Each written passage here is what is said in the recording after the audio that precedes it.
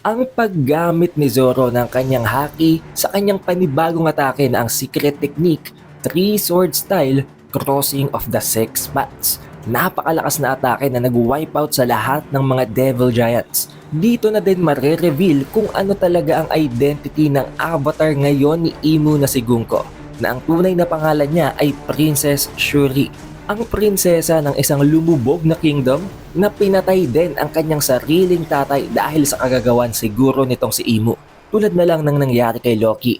Ang paglaya ng mga Straw Hat mula sa pagkakatali nitong si Imu o nitong si Gunko sa kanila gamit ang mga arrows at ang pag-arrive ni Sanji para tulungan sila. At dito din natin makikita kung paano tatalunin ng New Giant Warrior Pirates ang Nightmare Nika, ang God of Destruction na nakreate mula sa Devil Fruit ni Killingham, at kung paano papalpak ng big time itong si Summers na dahil lamang sa isang pagkakamali masisira ang buong plano ng mga Holy Knights. For sure, makakatanggap siya ng kaangkop na punishment mula kay Imu. Ang lahat ng yan at marami pang iba, tatalakay natin dito sa ating full chapter review ng One Piece Chapter 1173. Kaya naman siguraduhin nyo nang nakalike, nakasubscribe at naring nyo ng bell button para automatic ma-notify kayo pagka-release natin ng susunod na video. Kaya naman huwag na nating patagalin pa. Let's go! Ang title ng chapter na ito ay A Generation of Warriors at makikita natin sa title page ang isa sa mga fulfilled na request page mula sa mga fans na itong si Usopp ay binabalutan ng honey ang kanyang ilong para mag-lure out ng isang beetle. Proceed naman tayo guys sa context ng chapter na ito. Pinakaunang panel, makikita natin ang face-off sa gitna nitong si Harul kasama ang iba pang mga giants kontra dito sa mga Devil Giant Warrior crew na pinamumunuan ng Devil Dory at ng Devil Brogy. Kung limot nyo na guys, ang pinakaibinigay na misyon nitong si Imu sa mga Devil Giants na ito ay ang patayin si Harul. Noon hindi pa natin alam kung ano ang dahilan, but now alam na natin. Dahil si Harul ang nagsisilbing elder ng mga giants at siya din ang nakakaalam tungkol sa katotohanan ng kung anong nangyayari kay Harald at kay Loki. Hindi makapaniwala itong si Elder Harul sa nakita niya dahil hindi nga niya ine-expect na magagamitan din ng ganitong klase ng ability, ng ganitong klase ng spell, hindi lang si Harald kung hindi si Dory at si Brogy din. On the other hand, ito namang si Zoro, si Stansen at itong si Hyrule ay paresponde na sa West Village para tulungan niya sila para protektahan itong si Elder Harul mula sa mga Devil Giants. Pero dito kino-confirm nitong si Zoro kung pwede daw ba niyang putulin, pwede daw ba niyang hiwain ang mga giants na yon. Na sinagot nitong si Hyrule na oo, walang problema. However, wag daw mamaliitin ni Zoro ang mga giants dahil in the very first place, hindi pa sila nagiging devil, mga malalakas na talaga sila. Rason kung bakit sila nga ang napili para sa Giant Warrior Crew. Ayon naman dito kay Stansen, okay lang daw yun na gawin ni Zoro. Pero gawin daw yun ni Zoro in a way na mare-retain at may iwan pa rin ang pride ng mga giants sa kanilang sarili. Dahil after all, nire-respeto daw ng lahat ng giants sa loob ng Elbaf ang Giant Warrior Crew. However, hindi man nila inaasahan, nakita sila ng dalawang members ng Giant Warrior Crew ng mga Devils na rin. Nagulat ang dalawa dahil unang-una nga sa lahat ayaw nilang maipit sa gitna ng mga ito. Dahil once na mangyari yun, hindi na sila makakapalag. Pero imbes na tirahin sila ng dalawang Devils na ito, hindi sila nito inatake. Bagkus, ininsulto nito si Hyrule at itong si Stansen. Ayon sa dalawang Giant Devil, nakabalik na daw pala itong sila Hyrule at ang mga kasama niya. Sinasabi nila dito na nakumpleto na daw ba ni Hyrule at ng mga kaibigan niya ang misyon nila na i-unite, pagsamasamahin at pagkasunduin ang lahat ng mga giants sa buong mundo. Pinagtatawa na ng dalawang ito si Hyrule at si Stansen habang sinasabi na kailan daw ba marirealize ng New Giant Warrior Pirates na hindi nila makakamit ang goal na yon. Nang dahil dito napikon si Stansen at si Hyrule. Kung kanina nag-hold back pa sila, ayaw pa nilang ipahiwa kay Zoro ang mga giants na ito kahit mga devils na sila. Ngayon, kumpleto at buo na ang loob ni Hyrule at ni Stansen. Sinabi ng dalawang ito kay Zoro na pwede niya nang gawin yon. Bahala na siya kung anong gustong gawin niya. Rason kung bakit natuwa naman itong si Zoro dahil nakuha niya ng permiso ng dalawang ito. Agad na sumugod itong si Zoro pero hindi siya dumaan sa baba. Tumalon siya papunta sa itaas. Ginawa niyang stepping stone ang ulo ng mga giants na ito na nagbigay ng ideya kay Hyrule at kay Stansen na kung hindi nga daw sila pwedeng ma-caught off guard pag dumaan sila sa gitna, bakit hindi na lamang sila dumaan sa ibang ways or umiwas? Tulad ng ginawa ni Zoro, dumaan siya sa itaas para hindi siya maipit ng mga Giants. Ang dalawa naman ni Hyrule at ni Stansen ay iikot sa panabi. By that way, makakapasok sila sa loob ng West Village nang hindi naiipit ng mga Devil Giants. Habang itong si Zoro naman, agad na pumunta sa gitna ng napakaraming horde ng mga Devil Giants at dito niya inilaunch ang kanyang panibagong technique na ginagamitan niya ng Conqueror's Haki. Bakit Conqueror's Haki? Although hindi ito nabanggit dito guys, alam nating lahat na ang Conqueror's Haki lang na atake ang kayang pumigil sa mga Immortals na ito. At pangalawa, makikita niyo sa panel na ito na although oo napakaliit ng amount nito, this is definitely Conqueror's Haki nitong si Zoro. Tinatawag ito ni Zoro ng attacking secret technique, 3-sword style, crossing of the 6 paths. Kahit napakalalaki ng mga Giants na ito, kahit overwhelming ang numbers nila, pinaghihiwa itong lahat ni Zoro. At ang malala pa doon, hindi lamang katawan ng mga Giants ang hiniwa niya, maging ang mga fortified weapons nito, nawasak at nahati din gamit ang mga katana ni Zoro. However, kahit napakarami ng nahiwa ng mga Giants nitong si Zoro, hindi pala doon kasali ang dalawang pinakamalakas na higante sa lahat ng mga ito. At yun ay ang Devil Dory at ang Devil Brogy. Kahit mga devils na sila, na-recognize pa rin nila itong si Zoro habang tinatawag itong si Zoro na Roronoa. Pero sinubukan nila ditong patayin itong si Zoro gamit ang naglalakihan nilang mga sandata. Itong si Zoro naman, since airborne nga siya, kahit alam natin na napakalakas at napakadami din yung moveset, hindi siya basta-basta makakaiwas. Airborne siya guys, wala siyang tutungtungan, hindi siya makakagalaw. Free falling siya mula sa ere. Kaya naman, ang kanyang dalawang katana, ginamit niya para pumagaspas, para bumilis ang pagbagsak niya, para maiwasan niyang low launch na atake ni Dory at ni Brogy. At nang dahil nga sa naiwasan ang ataking yon nitong si Zoro, ang dalawa ni Dory at ni Brogy ang nagkatamaan sa gagawin nilang atake. Kitang-kita natin sa panels na ito, ang axe nitong si Brogy tumama dito kay Dory. At ang long sword naman ni Dory tumama kay Brogy. Dahilan kung bakit, sila mismo ang parabang nagkapatayan sa kanilang sarili. Question, mamamatay ba silang dalawa dito? Hindi. Dahil unang-una sa lahat, kaya nilang mag-regenerate. At pangalawa, wala naman Conqueror's Haki ang mga atake na ginawa nila. Si Elder Hyrule naman ay nag-aalala para sa kaligtasan ni Dory at ni Brogy, siguro dahil inakala niya na nagkapatayan ng dalawa. Especially dahil siya nga nagsisilbing Elder at para sa kanya importante ang dalawang captains na to. Pero kitang-kita natin dito ang kaba at ang pangamba nitong si Zoro dahil almost muntik-muntikin na talaga siyang tamaan ng massive attack na yon. Now switching of scenes at makakarating tayo ulit ngayon sa branch number 8. Specifically sa location kung saan naroon ngayon itong si Brook. Hindi pa pala nakakawala itong si Brook sa pagkakatali ng arrow nitong si Gunko. Sadyang pinilit lang niyang gumalaw kahit na ang movement niya ay para bang isang uod para lamang makarating dito sa location nitong si Imu at ni Gunko. And immediately nang makita niya itong si Gunko, sumigaw agad siya. Tinawag niya ito sa tunay nitong pangalan na Princess Shuri. Princess Shuri guys, which means parte siguro ng isang ancient kingdom or isang old kingdom itong si Gunko before bago siya maging alalay ni Imu. At first, hindi pa sigurado dito itong si Brook dahil unang-una sa lahat, hindi niya ine-expect na makikita niya pa ulit itong si Gunko or itong si Princess Shuri at this point of time. However, ang nasa harap niya ngayon na individual na itong si Gunko ay isang spitting image talaga ni Princess Shuri. Parehong-pareho, walang pinagkaiba. Literal na identical silang dalawa kaya pinilit itong i-confirm nitong si Brook. Nung una wala pang reaction mula dito kay Gunko, mula dito kay Imu habang sinasabi at ine-explain ni Brook ang napakaraming mga bagay. Tulad na lamang ng kung totoong itong si Princess Shuri ang nasa harapan niya ngayon, almost 80 years old na dapat siya ngayon. Just imagine kung gaano kahabang panahon yon. Around or about 80 years, sobrang haba nun guys. Although, oo, alam nitong si Brook na kahit magkita sila ngayon, hindi na siya mare-recognize ni Princess Shuri. Especially since napakarami na ng changes sa kanyang katawan at skeleton na nga lang siya ngayon. Pero napansin daw nitong si Brook na almost lahat ng detalye sa itsura ni Gunko ay nagmamatch talaga kay Princess Shuri. Unang-una na, ang kanyang blue na buhok. ang kanyang mata na may magkaibang kulay na para bang meron nga siyang heterochromia.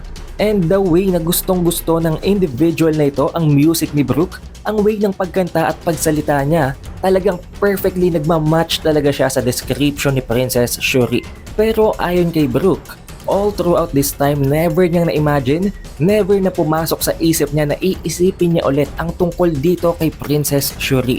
Dahil after all, pinatay daw nitong si Princess Shuri ang kanyang benefactor.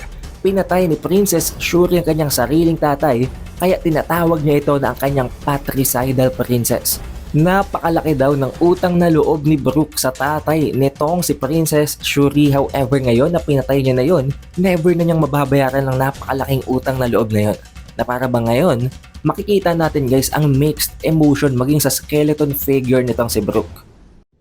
Nang dahil sa speech na yon nitong si Brook, nang dahil sa napakaraming details nitong si Brook na sinabi na talagang nagmamatch dito kay Gunko, biglang para bang tinablan nito. Biglang para bang pumasok sa isip ni Gunko na tunay ang sinasabi ni Brook, na literal and legit na memories niyang sinasabi ng skeleton na ito. Dito na nagtaka itong si Imu. Napansin niya na itong si Gunko unti-unting na-regain ang kanyang memories at unti-unti din itong nababawi ang kanyang consciousness mula sa pagkakakontrol sa kanya ni Imu. This might have been the very first time mula nang ginawa niya ito kay Harald, dahil nakita natin dahil sa overpowered na willpower nitong si King Harald na o-overcome siya nito kahit papano. But now, maging ang consciousness at maging ang memories ni Gunko na siguro'y binrainwash niya, mga in-erase niya ng mga memories na re-regain nito ngayon. At nang mabawi nga ni Gunko nitong si Princess Shuri ang kanyang consciousness, agad niyang pinakawala nitong si Brook at pati na rin ng iba pang mga na-capture niya gamit ng kanyang abilities. So most likely guys, bago pa man lamang i-brainwash, bago i-capture at bago guluhin pa nitong si Imo ang isip ni Gunko, nasa kanya ng ability ito dahil alam niya kung paano ito gamitin. At alam kong in this specific panel, may isang detalye na pinagfo-focusan kayo ngayon at hindi ko na yung babanggitin. Pinakawalan niya itong si Brook guys. Rason kung bakit nagtaka ngayon itong si Brook. Nagmamatch ba? At totoo ba na itong si Princess Shuri nasa harap niya ngayon? Habang unti-unting nawawala ang balot ng arrow bandages sa kanyang katawan. At tulad nga ng sinabi ko sa inyo guys, hindi lang si Brook ang pinakawalan niya, kung hindi ang lahat ng individuals na ginamitan niya ng bandage arrows na ito.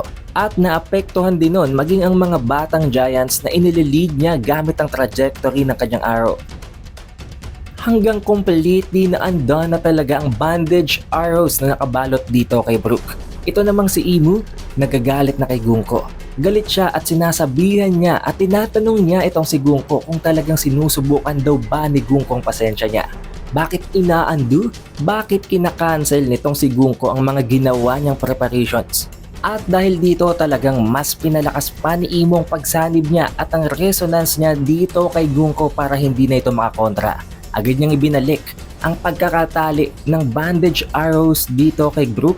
However, ang na-capture na lang dito ay ang paa ni Brook at hindi niya na naisama ang katawan nito. Pero since kanina nga na pinakawala ni Gunko itong si Brook, sinigawan niya ito na tumakas na dahil alam niya kung anong binabalak ni Imo na ang patayin silang lahat. Nagtataka ngayon itong si Brook. Tinatanong niya ngayon itong si Gunko bakit sinabihan siya nito na tumakas. Dahil by now, I think hindi pa naman alam ni Brook na may dalawang consciousness sa loob ng individual na nasa harap niya. Maging siya naguguluhan, hindi niya alam kung anong binabalak nito. Pero since ngayon nga na completely na overpower na ng will at ng consciousness ni Imo itong si Gunko, hindi na siya ulit magre-resurface. At sinimula ng atakihin nitong si Imo itong si Brook gamit ang katawan ni Princess Shuri, habang sinasabihan nitong si Brook na wag na daw siyang magsasalita ulit. Dahil napansin siguro dito ni Imo na ang pagsasalita ni Brook, ang pagbanggit niya ng mga napaka-specific, napaka-factual na mga details ay nakaka-apekto sa consciousness nitong si Gunko. Buti na lamang kahit papano na block pa nitong si Brook ang atake na inilaunch nitong si Imo kaya hindi siya agad nito napatay. Now switching of scenes guys, makakarating naman tayo ngayon sa grupo nitong sila Uso. Since inando at kinancel nga kanina nitong si Gunko, ni Princess Shuri ang mga ginawan at ang mga binalutan niya ng bandage, nakawala na ngayon ang grupo nitong sila Jinbei, si Usopp at itong si Nami. Rason kung bakit nagyayabang na naman ngayon guys itong si Usopp, na ayon daw sa kanyang mental technique sa mind controlling powers niya, nakawala silang lahat at naalis niyang bandage na yon.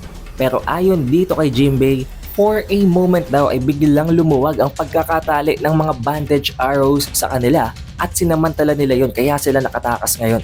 However, ang nakapulupot na vines dito kay Robin ay naiiba guys. Hindi ito nanggaling kay Gunko kung hindi kay Summers.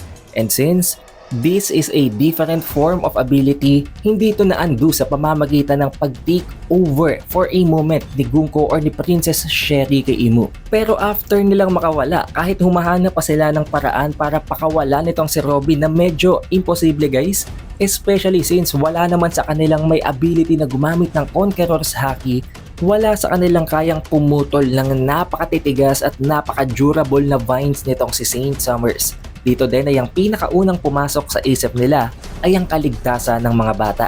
Dahil na-witness nga nila kung paano ito pinagmamarcha at pinalalakad ng arrow na nagagayad dito. Naalala din nila na itong si Ange agad-agad namang rumisponde papunta sa mga bata kani-kanina lang. However, at this point, sa bilis at sa pacing daw ng pagmamarcha ng mga bata, it seems as if hindi na din siya aabot. Pero sa pagkakataong ito, dito na dumating si Sanji. Ngayon ang tanong guys, dito ba maa-awaken or dito ba magkakaroon ng kahit na konting glimpse ng Conqueror's Haki itong si Sanji na magagamit niya para pakawalan sa vines itong si Robin? Dahil kung hindi, kawawa naman siya, especially since itong si Zoro ay na-confirm na merong Conqueror's Haki. Switching of scenes na naman guys, makakarating tayo ngayon sa mga bata na pinagmamarcha ni Imu. Pero ngayon, ang bantay nito ay itong si Saint Summers. Tinatawanan ni Saint Summers ang mga bata, habang itong si Colon na ang anak ni Gaba na medyo may katigasan ng muka, pinagbabantaan itong sila Summers dahil sa ginagawa nila. Tinawag niyang mga Holy Knights na mga demons na mga nag-i-invade ng Elbaf Kingdom. Ayon sa kanya, huwag daw subukan ng mga taong ito kung gaano katindi ang galit ng mga giants. Dahil once na mag-retaliate sila, hindi daw makakapalag ang mga humans. Na sinagot naman ni Summers na huwag daw magmayabang itong si Colon dahil as of now, walang nagagawa ang mga giants. Bago daw sila sumugo dito ay sinukat na nila kung anong capacity ng mga giants, kung anong kanilang weakness, at kaya nga daw kinidnap nilang mga bata para hindi ito makapalag. Dito din pala guys ay alam na alam nitong si Saint Summers na ang kaharap niyang bata ay ang anak ni Gaban. So most likely kahit bumalik pa si Gaban dito, wala siyang magagawa. Kahit mahilo pa ang mga injuries niya, gagamitin lang ulit si Colon kontra sa kanya. Mas lalo pang tinakot ni Summers ang mga bata habang sinasabi na ito na daw ang pinakahuling beses na makikita nilang Elbaf. Kaya sulitin na nila ito. Dahil hindi magtatagal, makakarating na sila sa transportation ship at dadalhin na sila sa world government bilang mga slaves. Tinawagan na din niya si Imu habang inare-report na nakumpleto na daw nitong si Summers at ni Killingham ang kanilang mga task. Kung wala na daw siyang ibang iuutos, uuwi na daw itong si Summers at si Killingham dahil gustong gusto na daw niyang magpahinga at matulog. Hanggang sa napansin ni Summers na may humahabol at may sumusunod na sa kanilang horde ng mga giants. Nagtataka siya dito guys, paano daw nakatakas ang mga ito kung natatalian ito ni Gunko at ginugulo ito ng mga nightmares ni Killingham. Habang nagmamadaling rumeresponde itong si Oimo at itong si Ripley, bigla silang inatake ng isang nightmare Nika. At para nga sa kanila guys, ang Nika ay ang God of Destruction. So hindi na nakakapagtaka kung at some point may mag-appear na literal na Nika na isang variant at isang God of Destruction. Takot na takot ang mga bata habang sinasabihan ang mga responding giants na tumakas na daw sila. Okay lang, hayaan na daw silang makidnap. Pero nagulat na lamang sila nang makita nila na ang normal na mga residente ng Elbaf Kingdom ay nagawang atakihin at mapatumba ang giant Nika na to. Habang sinasabi na wag daw silang maliitin dahil all throughout this time, nanggaling sila sa henerasyon ng mga warriors. So most likely bago mangyaring revolution sa loob ng Elbaf Kingdom, bago magbagong kanilang kultura, nag-undergo din ang mga ito ng kanilang training bilang warriors. Pero bumangon pa rin ang giant Nika na ito. Sa pagkakataong ito, nakarating na din itong si Goldberg at itong si Gert. Tinatangka nila na mag-launch ng isang atake dahil alam nila na hindi na sila abot. Tanging ang mga giants na lamang na malapit sa area ang pwedeng gumawa ng paraan para pigilan ang pagkakakidnap ng mga bata. Kaya naman ang naisip nilang paraan dito, patayin ang Giant Nika para makakilos at makagalaw na ulit ang malalapit na mga Giants. Maglo-launch sana ng atake ang dalawang ito na tinatawag nilang Two Generals, pero biglang nag-appear itong si Rodo habang sinasabi na tutulong din daw siya para mailigtas ang kanyang kapatid. Kaya mula sa Two Generals attack, naging Three Generals Gokoku Sovereignty ang kanilang atake. Isang atake na tulad ng ginagawang atake palagi ni Dory at ni Brogy na ang Hakoku Sovereignty. Ngayon kung titingnan natin guys, pareho na sila ng atake. Siguro nagkakaroon na lang ng difference in degree at sa magagawa nilang damage, pero tulad ng nakita natin sa panel na ito, napaka-OP din ang ataking ito. Nawasak at nabutas ang middle part ng katawan ng Giant Nightmare Nika na ito, rason kung bakit muntik na niyang mabagsakan itong si Summers. Pero itong si Summers hindi papayag sa humiliation na ito na mabagsakan siya ng isang underling. Kaya naman, hinampas din niya ito ng ubod ng lakas para hindi siya nito mabagsakan. Ang hindi niya inaasahan, sa paghampas niya ngayon, nag-bounce ang Nightmare Nika at bumagsak ito sa kanilang transportation ship. At alam nyo na kung anong kahulugan nito guys. Walang sasakyan ang kikidnapin nilang mga bata at masisira ang plano ng mga Holy Knights. Sa realization na ito, natakot at kinilabutan nitong si Saint Summers to the point na tumulo pa nga ang sipon sa kanyang ilong. Dahil alam niya na dito guys, na siguradong napakatinding punishment ang matatanggap niya mula kay Imo. Sobrang solid na ng plano nila, napakaganda na ng flow ng kanilang strategy. At dahil lamang sa pagiging arrogante nitong si Summers, masisira ang lahat ng yon. Huwag na tayong magtaka guys kung ang ginawa ni Imo dati kay Gorosei Saturn ay gawin niya din ngayon dito kay Summers. However, this is where the chapter ends. Pero huwag kayong mag-alala guys, there will be no chapter break next week. Kaya by this Tuesday, maire-release din natin agad ang spoilers para sa chapter 1174. Para ma-notify kayo pag-release natin ng video na yon, siguraduhin nyo lang na naka-like, naka-subscribe at na-ring nyo ng bell button para automatic ma-notify kayo pag-release natin ng susunod na video. Also, we have an official Facebook page, we have an official TikTok account. Kaya naman mag-like at mag-follow na din kayo sa ibang platforms na yon. It is The Updated Weeb, and I will see you guys on the next one.